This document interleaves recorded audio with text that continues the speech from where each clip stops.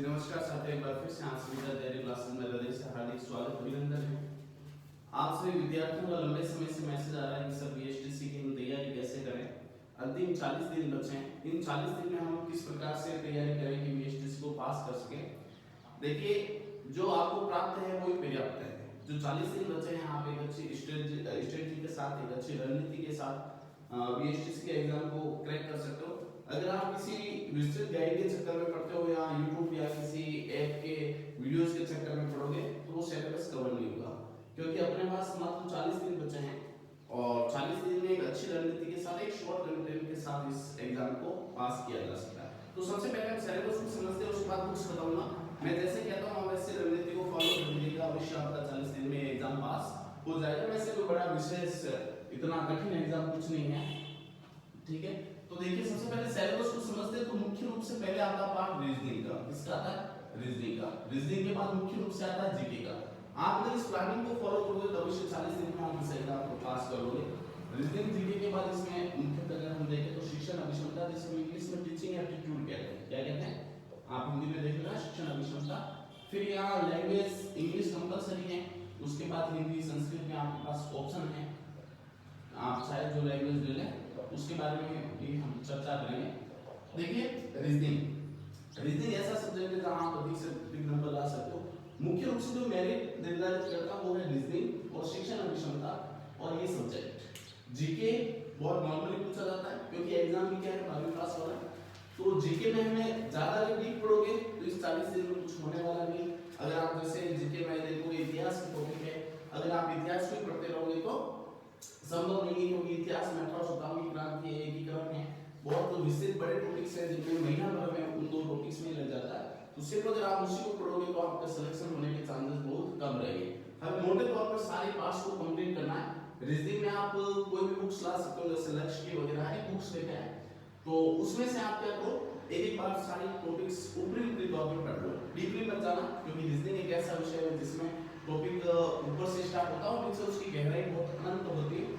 तो आप रीजनिंग के एक बार मोटे तौर पर सारी टॉपिक्स आप कंप्लीट कर लें और उसके बाद आप जो प्रीवियस ईयर के क्वेश्चंस हैं 2023, 22, 21, 20, 19 ये 5 साल के पेपर आप सोल्व करते हैं, क्योंकि रीजनिंग ही ऐसा सब्जेक्ट है जिसमें प्रश्न रिपीट तो नहीं होता, लेकिन उसमें सिर्फ संख्या दी जाती है।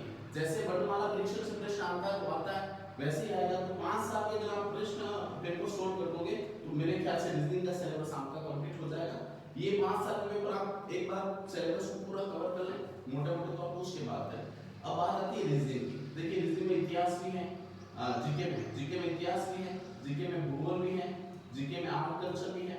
सबसे ज्यादा अगर वेटेज, सबसे ज्यादा अगर प्रश्न कहीं से आते हैं तो वो अपना टॉपिक है आर्ट और कल्चर। लेकिन होता क्या है, विद्यार्थी बिना किसी मार्गदर्शन गाइडेंस के पास सिर्फ और सिर्फ इतिहास को पढ़ते हैं, जबकि इतिहास से प्रश्न मुश्किल से एक या दो प्रश्न आते हैं। वो भी 1857 की क्रांति कहां से प्रारंभ हुई, राजस्थान वर्तमान अपने स्वरूप में कैसा है, सब बहुत ही नॉर्मल लेवल के प्रश्न पूछे जाते हैं।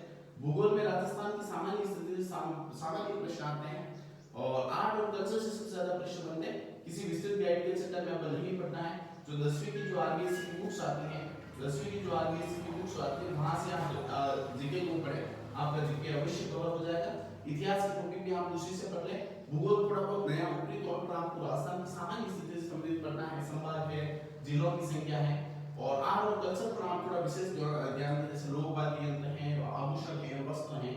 और शिक्षण अभिक्षमता में कुछ नए टॉपिक्स जुड़े, जैसे सृजनात्मकता है और एक अधिगम है। तो सबसे ज्यादा अगर प्रश्न यहाँ कहीं से बनेंगे तो वो है टीचिंग एप्टीट्यूड में सबसे ज्यादा अगर प्रश्न की बनेगा तो वो है सृजनात्मकता और अधिगम। तो ये जो नए टॉपिक होते हैं, ऐड होते हैं, उन पे एग्जामिनर का विशेष ध्यान होता है। तो आप शिक्षण अभिक्षमता को छोड़े नहीं।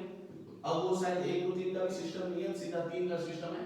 तो शिक्षण अभिक्षमता को अगर आप छोड़ के तैयारी करोगे तो भारी नुकसान होने वाला है। एक बार शिक्षण अभिक्षमता के अधिगम और सृजनात्मकता को आप पढ़ लें, उसके बाद मोटे तौर पर उसके सारे टॉपिक्स आप रिवीजन कर लें। इंग्लिश और हिंदी, देखिए किसी भी सब्जेक्ट के आप को छोड़कर सिलेक्शन नहीं लिया जा सकता है। इंग्लिश आप मोटे तौर पर एक बार YouTube से या कहीं से, जैसे जो टेंस है, जैसे वाक्य विचार हिंदी का टॉपिक है तो उसको आप इंग्लिश में कन्वर्ट करते हैं। उसके जो हिंदी जो इंग्लिश में संयुक्त, हिंदी में सरल वाक्य, संयुक्त वाक्य, इंग्लिश वाक्य, इनको इंग्लिश में क्या कहते हैं, और एंड वगैरह आपको और सब पता ही है। तो ये पूरा अपना इससे कवर हो जाएगा।